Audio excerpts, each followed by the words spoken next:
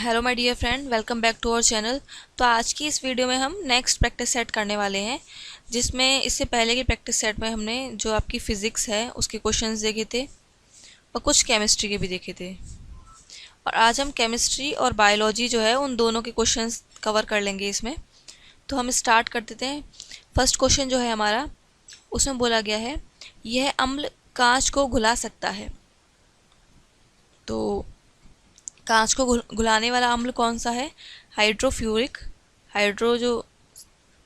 Hydrofluoric अम्ल है, वो क्या है, कांच को घुला सकता है। आई थिंक ये हमने ये वाली पीडीएफ कर ली थी, ये वाला पीपीटी जो है स्लाइड एक बार और आप रिवाइज कर लीजिए, इसके बाद से जो है वो नेक्स्ट से स्टार्ट हो जाएगा।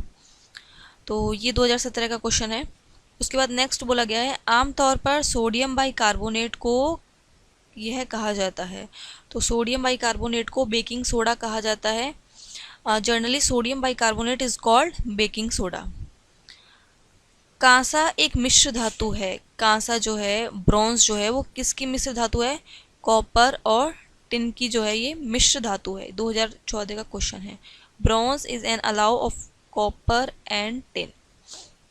उस गैस का चयन करें जिसे अग्निशामक यंत्रों में संग्रहित किया जाता है। तो द्रव प्रावस्था में कार्बन डाइऑक्साइड जो होती है, यानी CO2 द्रव की अवस्था में होनी चाहिए। प्रावस्था इसकी थोड़ा आपको प्रावस्था शब्द थोड़ा भारी भरकम से लग रहा होगा, तो ये अवस्था ही एक तरीके से, यानी CO2 कैसी हो, द्रव की अवस्था में हो, तो उसे कैसे यूज़ किया जाता है? अग्निशामक यंत्रों के रूप में यूज़ किया जाता है। Select the gas which is stored in fire extinguishers. Carbon dioxide in liquid phase. Carbon dioxide कैसी होनी चाहिए? लिक्विड अवस्था में होनी चाहिए। तो ये अग्निशामक का कार्य करती है। उसके बाद नेक्स्ट क्वेश्चन बोला गया है जब मीठे, देखो यहाँ से आपका जो है वो यहाँ से स्टार्ट है। जब मीठे सोडे को गर्म किया जाता है तो गैस निकलती है। तो जो हमारा when sweet soda is heated gas is released. तो जब मीठे सोडे को, स्वीट सोडे को जब गर्म किया जाता है तो उसमें से CO2 कार्बन डाइऑक्साइड निकलती है। और ये 2022 के ही सारे क्वेश्चंस दिए गए हैं इसमें। अधिकतर सेकंड शिफ्ट, ये थर्ड शिफ्ट। अब बोला गया है यह सबसे अधिक तन्य धातु है। तन्य धातु, तन्य जो है, तन्यता का मतलब क्या होता है? तन्यता और ductile. This is the most ductile metal. तन्यता का मतलब होता है किसी भी धातु को आप कितना खींच सकते हैं। तो सोना वैसे तो खींचने वाला नहीं है, जब आप गर्म करते हैं तो उसको तो किसी भी धातु को गर्म करके खींच सकते हैं, मेल्ट करके, क्योंकि धातु में गुण होते हैं, वो पिघल सकता है, तन्य हो सकता है, शीट में कन्वर्ट हो सकता है, जैसे कि टीन को हम देखते हैं, एल्यूमिनियम वगैरह की जो टीन होती हैं। तो जो सबसे ज़्यादा तन्य हो सकता है वो सोना है इसका, और सोने के आप आभूषण वगैरह भी पहनते हैं, तो इससे आपको याद कर सकते हैं। अब बोला गया नेक्स्ट में, यह धातु कमरे के ताप पर द्रव्य होती है, यानी जो रूम टेम्परेचर है, this metal is liquid at room temperature. तो रूम टेम्परेचर पर कौन सी धातु द्रव्य अवस्था में होती है? तो इसका राइट आंसर है मरकरी। अच्छा, मरकरी का यूज़ थर्मामीटर में भी होता है, आपने देखा होगा। अब वो द्रव्य होती है, तो जैसे ही टेम्परेचर हाई होता है तो वो ऊपर की ओर चढ़ने लगता है, तो इसीलिए मरकरी का यूज़ यहाँ पे कर लिया गया है। अब नेक्स्ट में बोला गया ये बायोगैस का मुख्य घटक है। तो this is the main component of biogas. तो बायोगैस का जो मुख्य घटक है वो क्या है? मीथेन इसका राइट आंसर है। मीथेन क्या है? बायोगैस का मुख्य घटक है। उसके बाद नेक्स्ट क्वेश्चन बोला गया है संतृप्त एसाइक्लिक जो है हाइड्रोकार्बन यौगिक है। Saturated acyclic hydrocarbon compound is. तो राइट आंसर क्या है? ब्यूटेन इसका राइट आंसर है। ब्यूटेन जो है वो संतृप्त एसाइक्लिक हाइड्रोकार्बन का यौगिक है। यह हाइड्रोकार्बन LPG के मुख्य घटक हैं। These hydrocarbons are the main components of LPG। तो LPG के मुख्य घटक कौन से हैं? प्रोपेन और ब्यूटेन। प्रोपेन और ब्यूटेन इसका क्या है? राइट आंसर है। तो जो यह हाइड्रोकार्बन है वो LPG के क्या है? मुख्य घटक हैं, प्रोपेन और ब्यूटेन। तो जो LPG हमारे घर में यूज़ होती है उसके बारे में बात कर रहा है, उसमें क्या क्या है? प्रोपेन है और क्या है?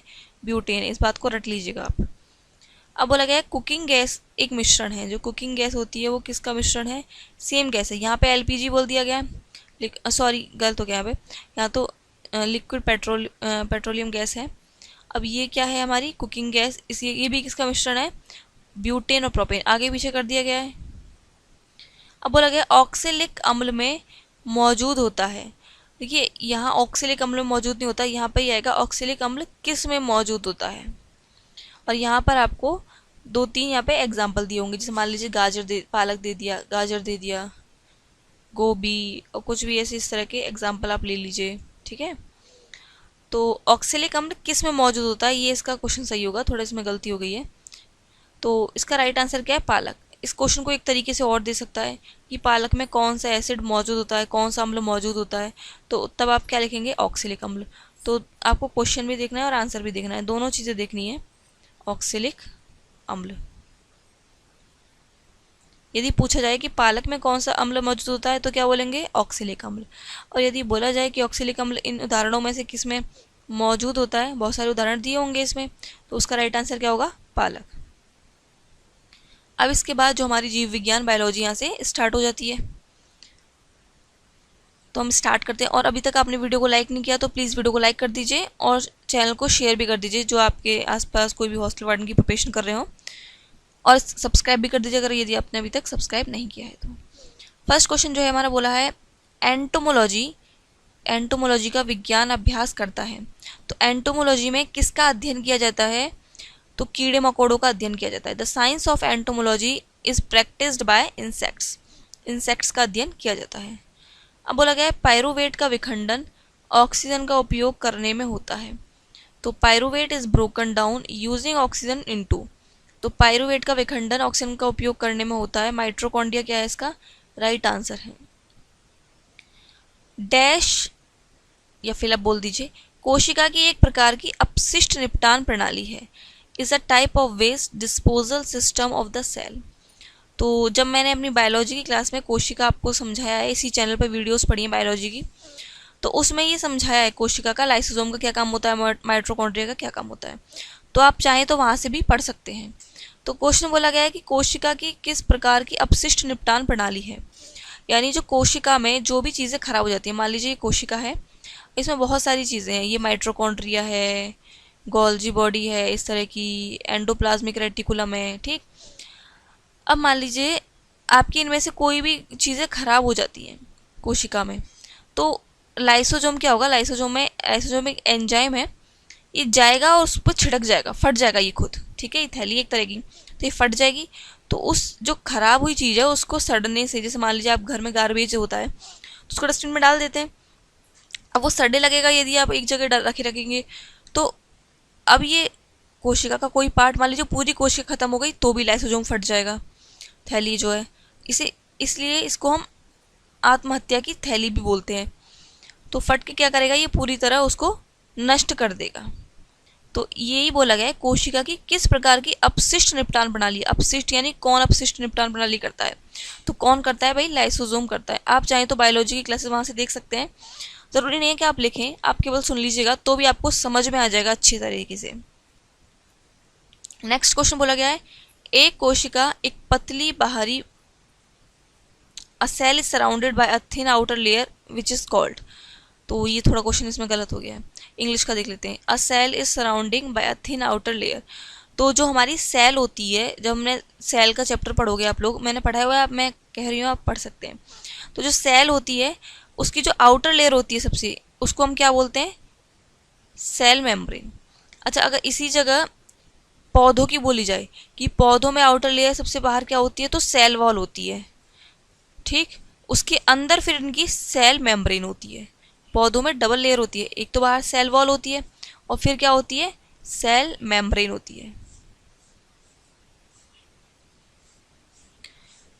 अब नेक्स्ट बोला गया है किसे कोशिका की आत्महत्या की थैली, अभी मैंने पीछे बताया था आपको कि इसे कोशिका की आत्महत्या की थैली भी बोलते हैं, तो के रूप में जाना जाता है, तो लाइसोसोम है, क्योंकि भाई ये नष्ट कर देता है। It is known as suicide bag of the cell, lysosome इसका राइट आंसर है। कोशिका निकाय कोशिका में प्रोटीन के संश्लेषण के लिए उत्तरदायी है, तो the cell body responsible for the synthesis of protein is, तो जो कोशिका बोला गया है कोशिका निकाय, कोशिका में जो हमारी सेल होती है, हमारी बॉडी किससे मिलकर बनी है, सेल से, तो ये जो सेल है उसमें प्रोटीन का संश्लेषण कौन करता है, तो उसमें प्रोटीन का संश्लेषण जो राइबोसोम है वो करता है।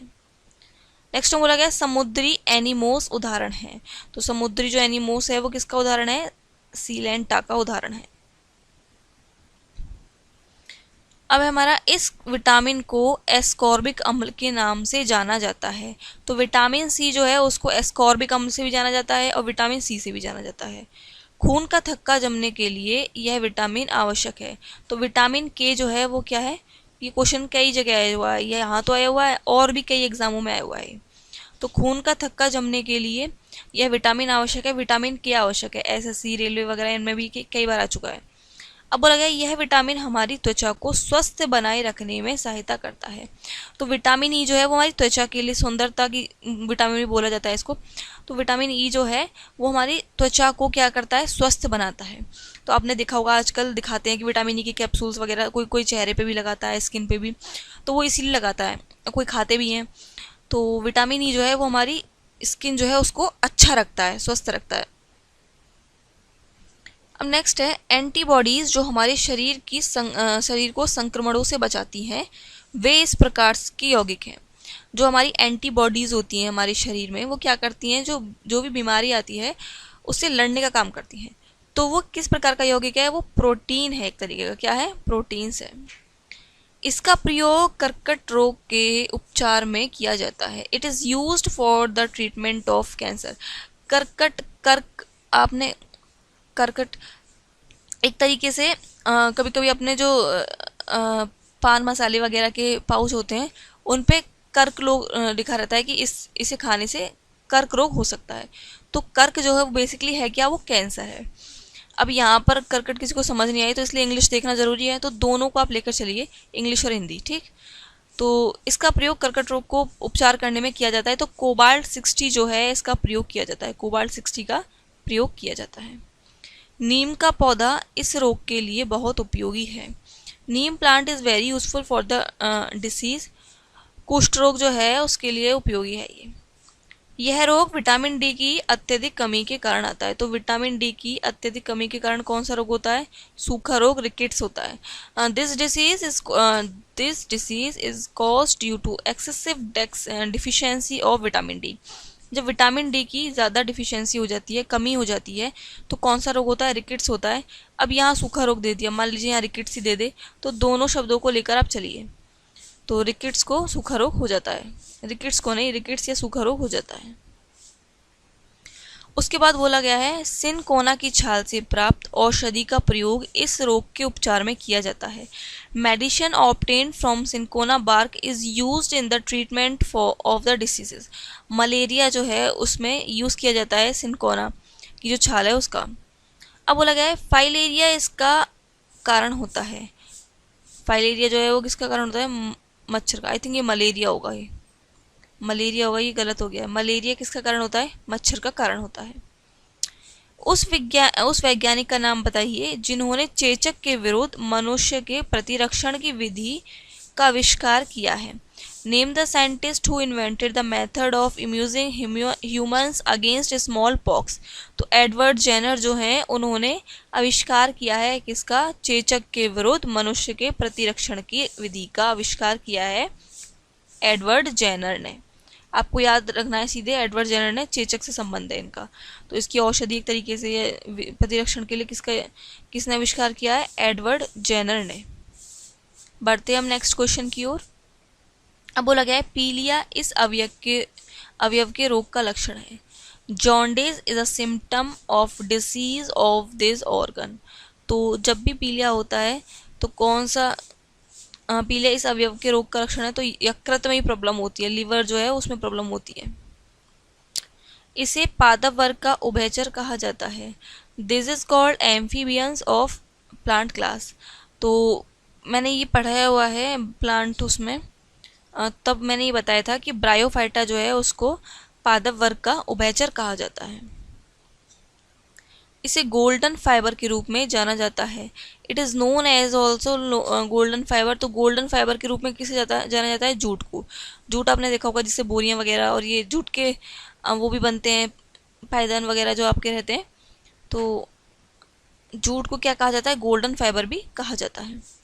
डैश फलीदार फसल का उदाहरण है। तो दालें जो हैं वो किसका उदाहरण है? फलीदार फसल का उदाहरण है, जिनमें फली मतलब फली जो आती हैं, फली जो रहती हैं जैसे बीन्स वगैरह, ये जो फली रहती हैं तो वो किसका उदाहरण है? दालें जो हैं वो फलीदार फल जो है उसका उदाहरण है ये। अब बोला गया रेगिस्तान पौधों में प्रकाश संश्लेषण होता है। तो देखिए वैसे तो नॉर्मली पौधों में प्रकाश संश्लेषण किससे होता है? जो इनकी पत्तियां होती हैं ना उससे होता है। लेकिन अब ये रेगिस्तान है, रेगिस्तान में पौधे ऐसे होते नहीं हैं पत्तियों वाले, उनमें होते हैं कांटे वाले पौधे। इस तरह के कांटे वाले पौधे होते हैं। अभी बताइए जब पत्तियां नहीं है तो प्रकाश संश्लेषण फिर कैसे होगा इनमें? ये कैसे जिएंगे? तो ये इनका क्या है? तना है। ये तना ग्रीनिश होता है। अब आपको पता है क्योंकि भाई इस प्रकाश संश्लेषण के लिए क्लोरोफिल का होना जरूरी है, तो ये क्लोरोफिल है इसलिए ग्रीनिश है। तो इसीलिए तने से फिर स्टेम जो है इनका, इसी से क्या करते हैं ये प्रकाश संश्लेषण की क्रिया करते हैं ये, और इसी में अपना जो है पानी वगैरह स्टोर रखते हैं ये। तो रेगिस्तान में photosynthesis in desert plant stem is, ठीक, 2 बार आया हुआ है क्वेश्चन है ये, एक बार PG 6 में, एक बार 9 वाली इसमें। पौधों में ग्लूकोज स्टार्च के रूप में संरक्षित ऊर्जा के रूप में संचित रहता है। मनुष्यों में ग्लूकोज संरक्षित ऊर्जा के रूप में इस रूप में संचित रहता है। देखिए पौधों में तो जो ग्लूकोज है वो स्टार्च के रूप में स्टोर हो जाता है, ये बात ये बोल रहा है। अभी कह रहा है जो ह्यूमन है उसमें जो ग्लूकोज है वो ऊर्जा के रूप में संचित रहता है। तो क्या है इसका? In plant glucose stored a conserved energy in the form of starch. In human glucose is stored in form of conserved energies glycogen के रूप में होता है ये, ठीक। अब है नेत्रदान में आँख के इस भाग का प्रयोग किया जाता है। तो जब आइज़ जो है डोनेट की जाती हैं तो पूरी जो आइज़ है हमारी वो डोनेट नहीं की जाती, जो केवल कॉर्निया जो है वो डोनेट की जाती है, उसी से देखने का काम होता है। एक सामान्य मानव शरीर में क्रोमोसोम की संख्या कितनी होती है? तो जो नॉर्मल ह्यूमन बीइंग होते हैं उनमें 46 जो है क्रोमोसोम की संख्या होती है, और महिला में जो XX होते हैं और पुरुष में XY होते हैं। नेक्स्ट क्वेश्चन है मानव रक्त का pH इससे अधिक मध्य होना चाहिए, इसके मध्य होना चाहिए। तो the pH of human blood should be between. तो मानव जो मनुष्य है उसका जो pH मान है वो किस किस के मध्य होना चाहिए? 7.35 से 7.45 के क्या होना चाहिए? बिटवीन होना चाहिए। इससे न ज़्यादा कम होना चाहिए न ज़्यादा होना चाहिए। तत्काल ऊर्जा के लिए खिलाड़ी यह लेते हैं। For instant energy player take. तत्काल यदि हमको कोई चाहिए तो हम लोग क्या लेते हैं? सुक्रोज लेते हैं।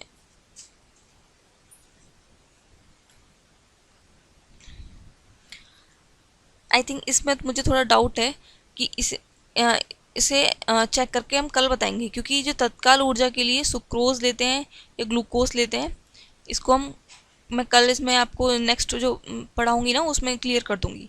हो सकता है बुक में ये आंसर गलत दिया हो, मुझे ग्लूकोज लग रहा है इसमें, क्योंकि सुक्रोज आगे बढ़ेगा तो ये टूटेगा। अब मैं देख लूँगी, अब कल आपको मैं बता दूँगी इसको, ठीक है। तो आप इसको थोड़ा डाउटफुल ही रहने देना, इसको याद मत करना। तो आज की वीडियो में हम इतना ही रखते हैं। वीडियो अच्छी लगी हो तो प्लीज़ वीडियो को लाइक कर दीजिएगा, आप लोग शेयर कर दीजिएगा और सब्सक्राइब भी कर दीजिएगा चैनलों को।